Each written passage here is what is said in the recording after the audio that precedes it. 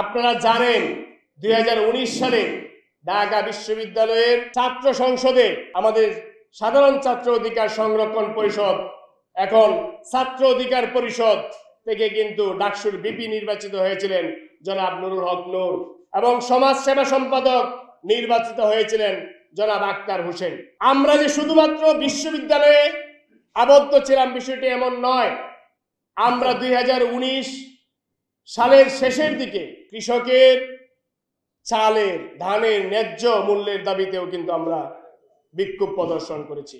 এদেশের প্রত্যেকটি মানুষ যে যেখানে নির্যাতিত হয়েছে তখন আমরা তার পক্ষে দাঁড়িয়েছি। এটি আমাদের চ্যালেঞ্জ ছিল।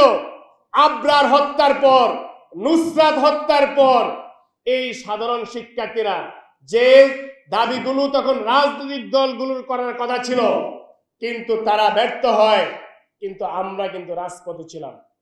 আমরা শুধু রাজপথে ছিলাম বিষয়টি এমন নয়, আমরা রাজপথে থেকে সেই দাবি আদায় করে ন্যায় বিচার প্রতিষ্ঠা করেছিলাম। তখনকার প্রেক্ষাপট কিন্তু ভিন্ন ছিল।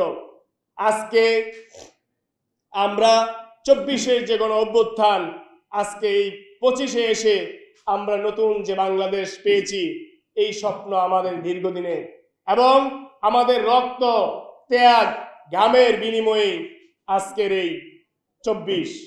সুতরাং বলতে চাই, আমাদের আকাঙ্ক্ষা, এদেশের জনমানুষের যে আকাঙ্ক্ষা, সেই আকাঙ্ক্ষা যদি জুলাই বিপ্লবের পরে মানুষকে আমরা দিতে ব্যর্থ হই, তাহলে কিন্তু এই 53 বছর আগের যে বাংলাদেশ, আমরা এদেশের মানুষ লাখো লাখো মানুষ যে জীবন দিয়েছিল যে সুন্দর একটি বৈষম্যহীন বাংলাদেশ গঠন করতে, কিন্তু স্বাধীনতার পর কিন্তু সেটি 53 বছরেও বাস্তবায়ন হয় নাই।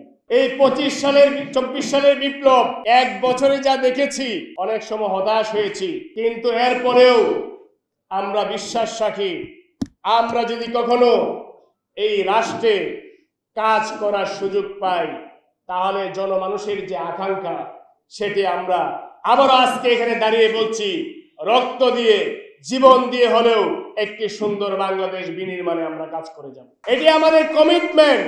এই কমিটমেন্ট কেন? এই কমিটমেন্ট আমরা বুঝতে পেরেছি এদেশের মানুষের চাওয়া পাওয়া কি, এদেশের সাধারণ মানুষের চাওয়া পাওয়া কি।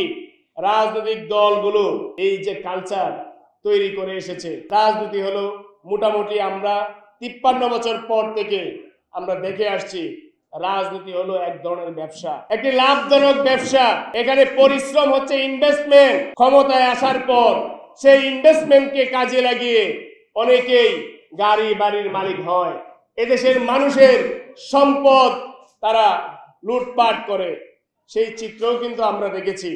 এই বাংলাদেশ আমরা চাই না, এই বাংলাদেশ আমরা হতে দিব না। আমরা যে কোনো মূল্যে এদেশের মানুষের প্রত্যেকটি নাগরিকের তার যে ন্যায্য অধিকার, জানমালের নিরাপত্তা, সেটি কিন্তু আমরা নিশ্চিত করব।